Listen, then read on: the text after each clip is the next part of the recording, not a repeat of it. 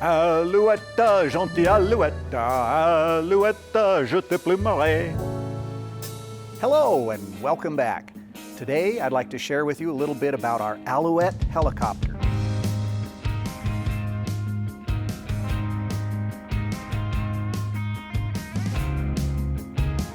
The Alouette is a French helicopter.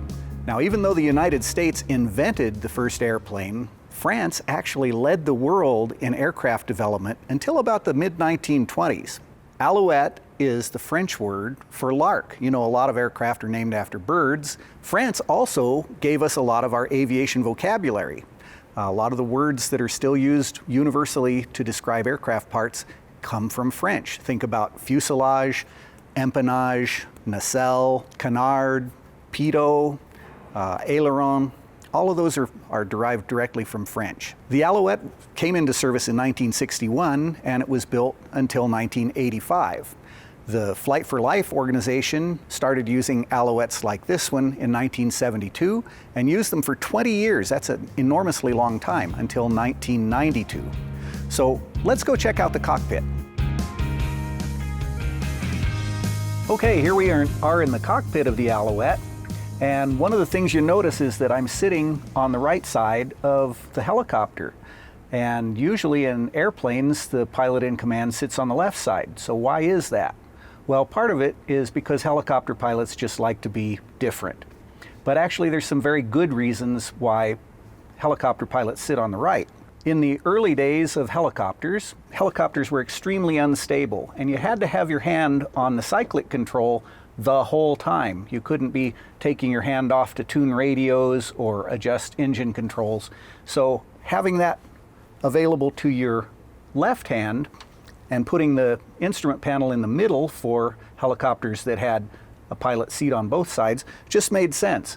That way you can keep your dominant hand on the stick and your other hand was free to do everything else. You'll notice that the seats on the left side of this Alouette are pointed backwards.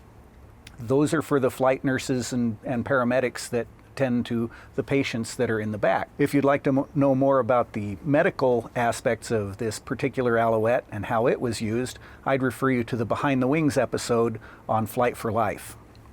So let me talk just for a minute about the flight controls of a helicopter. Just like in an airplane, you have a stick and pedals. Unlike in an airplane, the cyclic stick in the middle controls which direction the helicopter is going to go. The pedals on the floor serve a function similar to the rudder pedals in an airplane, but rather than swinging a rudder on the back of the helicopter, they actually change the pitch of the tail rotor's blades. This causes the tail rotor to have more or less thrust, and that keeps the helicopter moving straight or lets the pilot steer the helicopter in yaw without moving laterally. That's about it for the cockpit. What do you say we go look under the hood?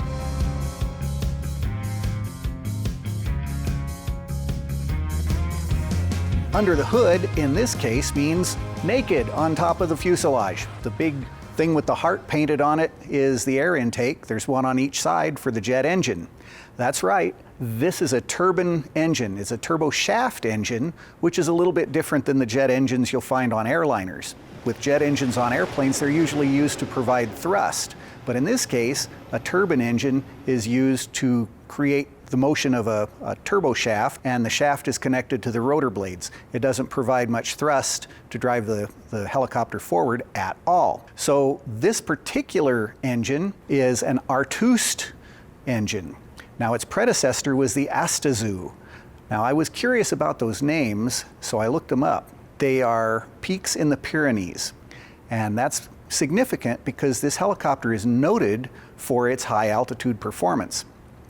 So what's the reason for using a turbine engine on a helicopter as opposed to a piston engine? Well, for one thing, it's a lot simpler. Helicopters are inherently complex beasts from the get-go, and turbines are much more reliable because they're so much simpler.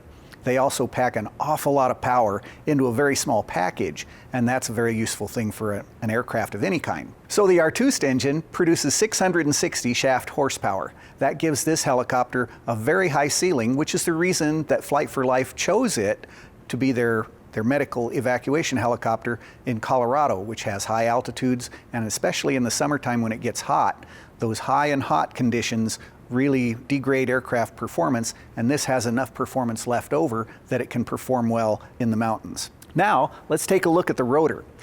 The rotor of a helicopter is an enormously complicated piece of machinery. The rotor blades go through a half a dozen different motions each time they rotate. But all of that complexity is tied in with a shaft that goes to the tail rotor so that everything stays synchronized. Helicopters generate their lift the same way that an airplane does, with airfoils. The rotor blades are like wings. Well, when that rotor is turning in one direction, it causes the fuselage of the helicopter to want to turn in the other direction. It's Newton's third law. It's the principle of for every action there's an equal and opposite reaction. So the thing that keeps the fuselage from rotating around in the opposite direction from the rotor is the tail rotor. That provides enough of a balancing force to keep the fuselage stationary in the face of the torque from the rotor. So what do you say we check out the landing gear? So here we are on the bottom of the helicopter, which is the logical place to put the landing gear. You'll notice that the helicopter has wheels, but it also has skis. Now, is that so that the helicopter can go shooting down the slopes of the Pyrenees? No. You know that helicopters take off and land vertically. So these act as snowshoes. You know, when you go snowshoeing, the snowshoe spreads your weight out over the snow so that you don't sink in as far. And that's exactly what these do. Now, in the summertime, of course, they take these off. So I hope you've enjoyed this brief walk around of the Alouette helicopter.